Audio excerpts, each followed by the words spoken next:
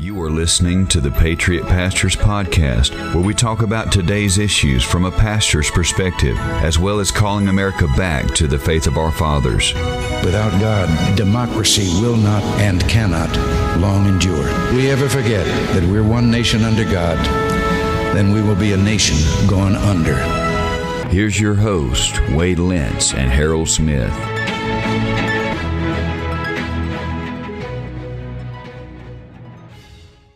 All right, welcome to the Patriot Pastors Podcast. I'm Wade Lentz, and I'm joined with my good friend Harold Smith. Harold, are you ready for the upcoming snowstorm that's getting ready to hit Arkansas? We have firewood on the porch, and we're ready to be snowed in with a half inch. I think we have a half a loaf of bread. We may or may not survive. Yeah, that's the life in Central Arkansas. Both of us live in the River Valley of Arkansas, and he lives about 2 hours west of me.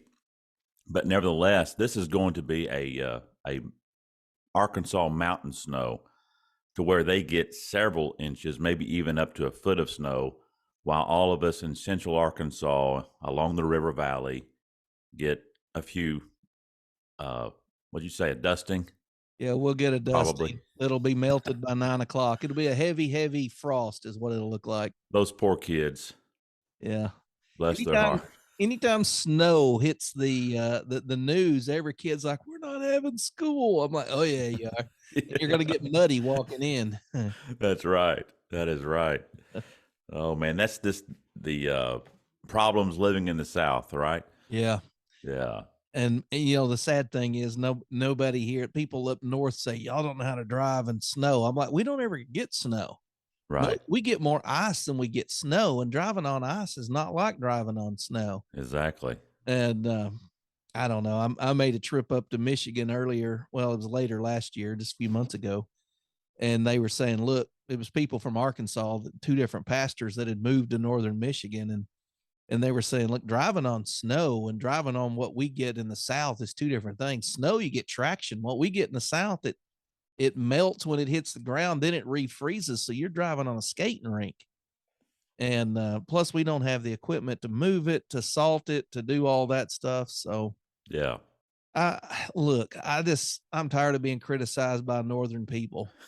You know, nobody retires and moves up there. They all retire and move down here. Ever since they won the war, they just keep on rubbing it in our face, right? Just talk. They win one war and they just talk. Well, listen, we're going to be talking about something today that the Apostle Paul never had to talk about. We're going to be talking about something today that our forefathers, George Washington, Jefferson, never had to talk about. We're going to be talking about today the social media, the good, the bad, and the ugly. Ugly. Yeah. Ugly. What would you say that if we're talking about social media, Facebook, Twitter, Instagram, all that stuff, what would be something good that we would gather from that? Just last night, my son's been taking voice lessons, and they all the people that were taking voice lessons from this couple, although they had a recital. So we went to hear my son sing a couple of songs. And I looked over, and this was at the First Presbyterian Church in Fort Smith. So there was a bunch of people there. I didn't know anybody other than my family. I looked over and I saw a guy from high school. And the only reason I had recognized him is because we're friends on Facebook. And if I hadn't seen him, I've been out of high school since 93. So 30 years. I haven't seen this man in 30 years. I look over there and I see him and I instantly recognize him, not because he looks like he did in high school, but because he looks like he looks on Facebook. And I walked over there and we started talking. We had a good time. And I said, you still look somewhat like you did in high school. I said, I, on the other hand, and twice the man I used to be in high school, So social media kept us, we weren't like buddies, but it kept us in touch enough that when we saw each other, we were able to recognize and have a conversation. And he said, "Now you're a preacher, right?" And yeah. And you're a mechanic, right? Yeah. And so we had it was good to catch up with somebody that I spent 12, 13 years of my life with and haven't seen in 30. Hmm. So I think being able to stay in contact with distant friends, distant family, that's probably the best thing I think about social media. Oh, there's no doubt about it, and that's what I think of when we think about the good of social media is the contacts that we would never had happen without it. I have come across distant family members, old friends back when I lived in Georgia, growing up, from my just really young, and coming across them on Facebook. I'm like, hey, I remember you, So Yeah. those things are very good. I think also about the good as far as the Christian influence. Whether that is reading someone's Facebook that they have posted a scripture on or some biblical truth, that definitely is a good thing.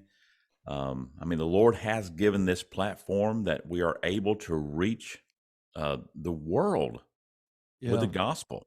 I mean, think about that. These are things that the Apostle Paul never would have dreamed of. These are things that he would have loved, I believe, Right. to have seen. To Yeah. him preaching a sermon that would be broadcasted potentially all across the world. And so that is the good aspect of Yeah. social media. I think I'll give you a little pushback here. I think everyone having access to broadcast their opinions about God and the Bible can be good or bad depending on who's broadcasting their opinions That's about the right. Bible. Yes. One thing social media did for me personally is it made an unknown hillbilly preacher in Arkansas somewhat well known through social media. Mm-hmm. Our church, and I believe your church does too, we posted all of our sermons to Sermon Audio. And it for us, we just didn't like back in the day making duplicates of CDs. Somebody wanted a copy of the message, we made them a CD. Yeah. And I said, let's put these online and we'll save all this CD money. And so that's what we did. But through social media, people would hear a message they liked, maybe, a topic that no one else was covering. That got picked up, spread around through social media. And all of a sudden, I made friends with people I wouldn't have known any other way, states away, that I have no background with, other than a good biblical message, one that we both agreed with, resonated with the two of us. And I remember a preacher specifically who reached out to me one time because he thought my name was J. Harold Smith. And he was like, he wanted to hear what J. Harold Smith had to say about, um, I think it was divorced pastors.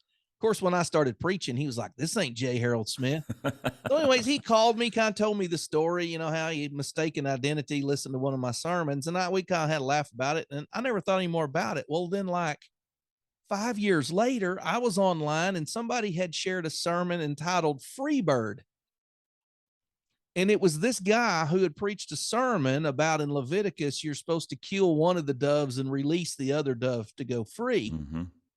And I was like, man, if this guy says something about the Leonard Skinner song Freebird, we're going to be friends. So I click on the Freebird sermon, and the first thing he says is, some of you only know Freebird is a Leonard Skinner song. I'm like, yes, he had that. I mean, we became good friends until this day. Yeah. We still talk regularly and have preached together a few times. That wouldn't have been possible if it weren't for social media. So not That's only do right. I keep tabs with old friends, it's actually a way to make new friends that Yes. I only know. Some of them I've only known through social media.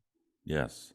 Yeah, there are a lot of good aspects that can be gained from social media, and but if it would stay that way, social media would have no problems at all. But then it takes us from the good to the bad, Yeah. the bad aspects of it, and I think that is many. I think just the nature of social media, that it is a platform to where you can share what you think is truth, or share your opinion. And suddenly, through the advent of social media and Facebook, everyone has become an expert. Okay, whether that is a political expert or a theological expert, somebody that is thinks that they're a doctorate in seminary, whatever, it allows people to subvert their opinion, and that can be a good thing, but a lot of times it's not. Exhibit A would be getting a recipe off Pinterest. They take a picture of like some casserole they've made and it looks great, and you eat it and you're like, that's awful. Well, the bad is there's no way to verify what you're getting. Yeah. You may see a guy with a lot of following. He may say a few good things, but he really doesn't need a microphone. And I think spiritually speaking, Exhibit A would be Greg Locke. Oh yeah. Wow. Greg Locke, he made his life ranting on Facebook years ago. Yes. And people were sharing all of his posts around. I'm like, this guy's an idiot. I mean, what is he? I mean, he's just on here. He was pro-Trump. He was anti-Clinton. He was anti. Yeah. I mean, that's all he did was rant. And I was like, somebody needs to take his phone away from him. Yeah. He's built himself a reputation and a following of having, the ability to post videos about whatever he wants online, and the rest of us are stuck with him. Yeah. And now it has come out that he's just a full-blown heretic. Oh, yeah. But yet he still has a following. Yep. I mean, this guy's he's a nut.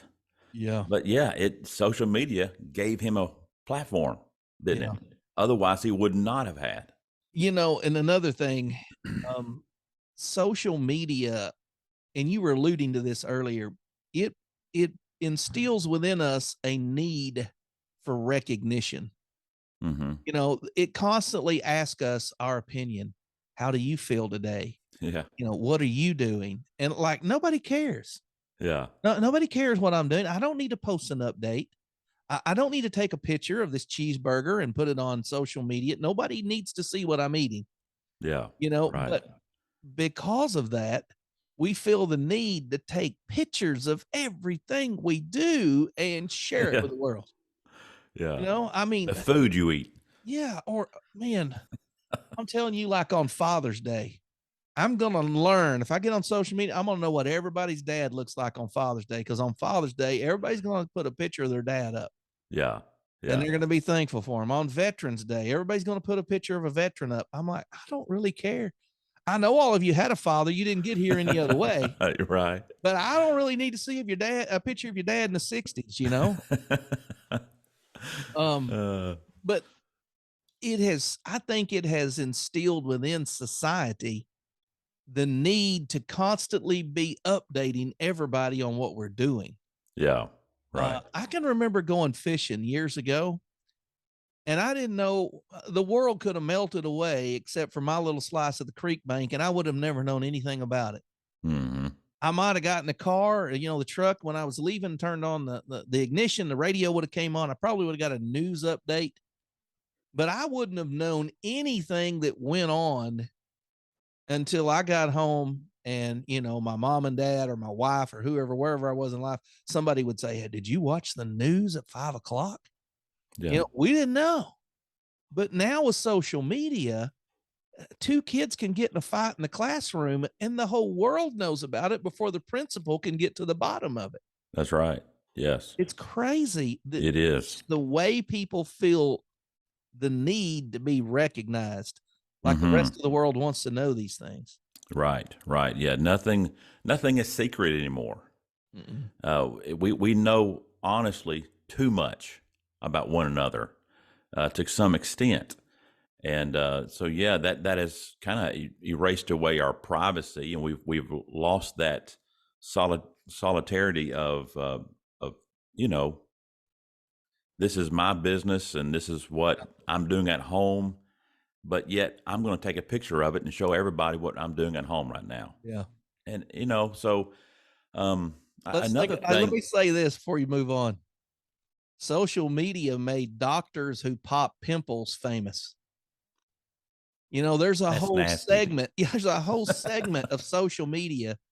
It's just people having boils lanced and toenails that are, toenails that would ravel a badger.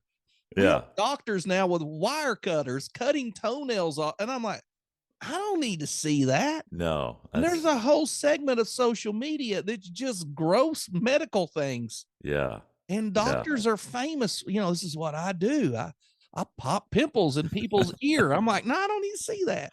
I don't need to see what you're pulling out of somebody's ear. This is the No. bad, That's you know. right. But because, like you said, Wade, it exposes us to so much stuff.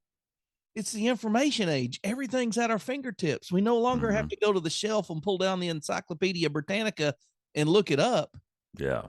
We can Google it, but we don't even need to Google it. We just spend some time on social media and we see it whether we're looking for it or not. That's true. I think another bad aspect of social media is the debating, and Yeah. I'm guilty. Yeah, me too. Oh my! Well, especially in the first few years I was on Facebook. I would interject my opinion about a political matter, and someone else on the other side of the aisle would post their opinion, and then I would post back and forth, thinking that I was going to change their mind. Yeah. Well, guess what? I didn't change their mind, and I'm not going to change anyone's mind on social media. And that was the political aspect of it. Well, that also correlated into a theological aspect. Sometimes I would share my opinion as to a theological position, and which is fine to do, but it is the engaging then in those who are opposed to it, to where you create a lot of controversy, a lot of attention, and that's not a good thing, honestly. And so you have to be very careful. I'm still learning this. I'm still being the Lord's still sanctifying me in my Facebook life or my social media life. It takes time for me. My nature is to want to correct everything. That's my nature. I want to fix everything. Well, social media is not the place to fix it. No. And And, so and the the, Lord has had to work on me on that. and the way we communicate on social media, mankind has always talked tough when he wasn't face to face. You remember as a kid making prank phone calls, you call the grocery store, you Yeah. have Prince Albert in the can, let him out, and so I remember I never as a heard of kid- that one. You never heard that I'm one? going to use that now. We would call people all the time, pretend to be somebody else. Well, then they came out with this thing called star 69. Yeah. And if you dialed star 69, it would tell you who had just called you. Uh-huh. And so then all of a sudden, the people we were calling and pranking were calling us back, and we were in trouble. And I was like, this ain't no fun. So we got us a CB radio. You remember back when we had CB Oh, yeah. radios? And Yes. so nobody really knew who you was. So you could get on the CB radio and you could say all sorts of mean things to people, and they couldn't find you. And people would drive around and try to see where the signal was stronger and where it was weaker. And we'd slide down in the truck seat with just our eyes sticking over the dash. They looked like an empty truck, and we'd still be talking to them. And Yeah. social media has done that to the nth degree, because Yes. we're not limited to a phone book, or we're not limited to how far our CB radio will reach. We can literally argue with people in another language halfway around the world, and we talk to them in an unhuman way Mm-hmm. because they're just a personality on a social media platform. And so we have fake accounts. They're not real people. I mean, Yeah. Right. they're pretending to be something they're not. And we even call these people trolls. They'll go trolling around, just trying to pick fights and argue and take play the devil's advocate. Sure. And because you encounter so many people like that, social media is bad in that it dehumanizes the people you talk to. Mm-hmm. And it changes the grace in which you deal with them with. And so for the good that we have, man, there's a lot of bad that goes along with that. Absolutely. Absolutely. I believe another bad aspect of it, and especially as we're dealing with Facebook, is the suppression that they put on certain accounts' reach, especially conservative accounts. You mean like the Patriot Pastors podcast Facebook Exactly. page? Yes. Yeah, we have like 600 something followers, but I posted something the other day and it reached like 23. Yeah. And after I even shared it on my personal account, that is very disturbing, very aggravating. Yeah. Because you can post something and they have their, what's it called? Algorithms Algorithm. set to such a degree that if there is a word used in that Yes. post, well, Nobody very few ever people sees see it. it. Yeah. And that is one bad aspect that that really deters me from even wanting to get on it as much as I used to, because I'm like, man, this is they talk about free speech, but it's not. It's not. Not at No, all. I've learned that, even with my other podcasts, the Backwoods Baptist, I can share those posts. I can share 5 a day if I wanted to. I don't, Hmm. but I could share 5 a day and 1 or 2 people will see them. Yeah. And, people will talk to me and like, you're not posting any update. I'm like, I'm posting them all the time. Nobody's seeing them. Right. And that kind of suppression, they can do that with a political candidate. If you Hmm. share some candidate they do not like, they will shut that down. How about Hunter Topic. Biden's laptop? Yeah. Yeah. Okay. Now this video, this whole thing's going to get shut down because you mentioned that. That's right. I'm sorry. But in all seriousness, though, Wade, that is the bad of it. They're Yeah. controlling what is being put out there. They're trying to suppress the things they don't want the world to perceive as normal or popular. And they're increasing anything woke or rainbow, anything LBGTQ, Yes. XYZ, all that stuff. That's getting promoted and broadcasted as if everyone's doing it. Yeah. Conservative Christianity, conservative politics, Bible thought, all of that is being suppressed as nobody's doing that. Right. And Right. we go back to that false sense, like when you're talking to someone, it dehumanizes them. We look at social media and it's a false interpretation of society. And that's what they're trying to accomplish. They're trying just the way that Hollywood does in sitcoms. When every sitcom had to have a gay guy on it. Every sitcom had to have divorced parents.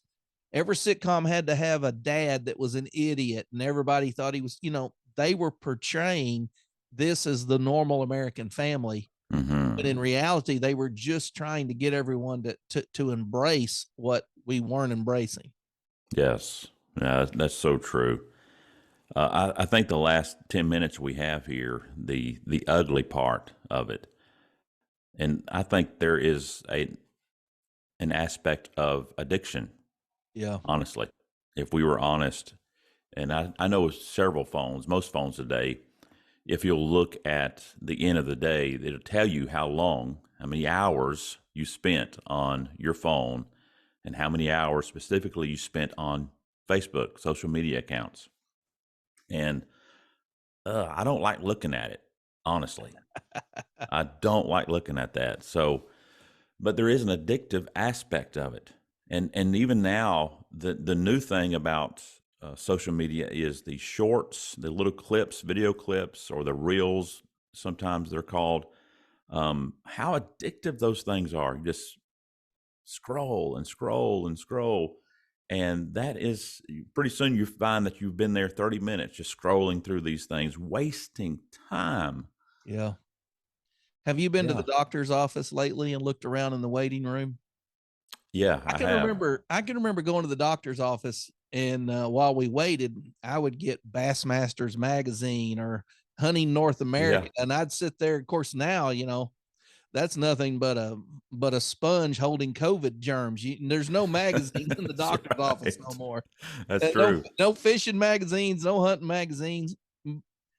Occasionally you'll see a Gideon Bible, but most of the time people are sitting here with this right in front of their face and they're doing this right here. Yeah. And everyone's doing that. No one's talking, even in families. Kids are not talking to their parents. Parents are not talking to each other. Everybody is absorbed staring at a little computer in their face, and this is all they're doing. Yeah. Now, here's the thing, Wade. What is this doing to our minds psychologically? I remember a few years back, probably 10 years ago, my wife was having some health trouble, and she had fibromyalgia, and it causes, just muscle pain that you can't really do anything with. So we went to the Mayo Clinic to learn how to cope with fibromyalgia. And this is what they told us. And I'll never forget this. They said your brain is being stimulated by what you're doing. And if you watch television right up till you go to bed, when you try to go to sleep, your brain is still stimulated because you're watching John Wayne shoot them out. You're watching. Mhm. And so they said, what you really should do is 30 minutes prior to bed, you should read a book, Mhm. because receiving information from the pages of a book is different than the stimulation of processing what you're seeing. Yeah, that's good. And so I thought, wow, that's crazy. So you know what I started doing? I started going to bed 30 minutes early and reading a book. And I'm not a reader. I'm a horrible reader. I Yeah. started reading this book. Well, number one, I read a lot more books that way, but man, I fell asleep. I mean, I'd read a book. I wouldn't get 30 minutes. I get 10 minutes. I'd be out. Mhm. So what does it do to us when we sit here all night long and we're watching just what you said, reels? Right. You got 30 seconds of a guy, changing a flat, Sure. or lighting a firecracker, or you got 30 seconds of a guy falling off a ladder. And it's Yeah. just a change. And your brain is just constantly going from drama to this, to loud music, to bright lights. And what's that? How's that working Mhm. when you and I are standing in a pulpit without lights, without smoke machine, without Yes. loud music? We just simply have an open Bible and the Word of God, and we want to spend 45, 50 minutes reading and explaining the text to people who all day long have had this in front of their face. That's right. And I can see it, Yes, but I sir. will see people pull their phone out during the sermon. They'll kind of be discreet about it, but they'll check. And it may be they got a text message. Maybe they got a notification that somebody's checked into the restaurant on Facebook or whatever. They're getting some little notification, or they're checking something on their phone constantly. They can't go without it. Mhm.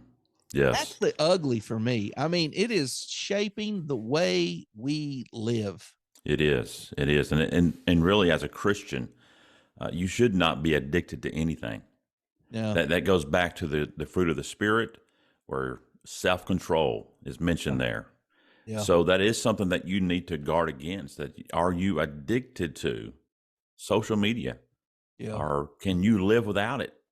And so that's something that you need to examine. Another aspect of this addiction is the fact that likes and reactions upon a social media post is very addictive. Yeah. Whether one would admit that or not, it is addictive. And so if you make a post that gets a lot of reaction, well, guess what you want to do the next day? Yeah. You want to make another post that gets the same reaction. And if it does not get that same reaction, there can be a letdown of thinking, wow, they didn't like that. I wonder what happened. And really, this is affecting young people more than we could ever understand. My two younger children will gauge the quality of a video by how many likes they have. That's right. And they will say, Dad, your music video that you have out there, I have some of my music out there on YouTube. It only has like 2 likes. I'm like, well, son, thanks a lot.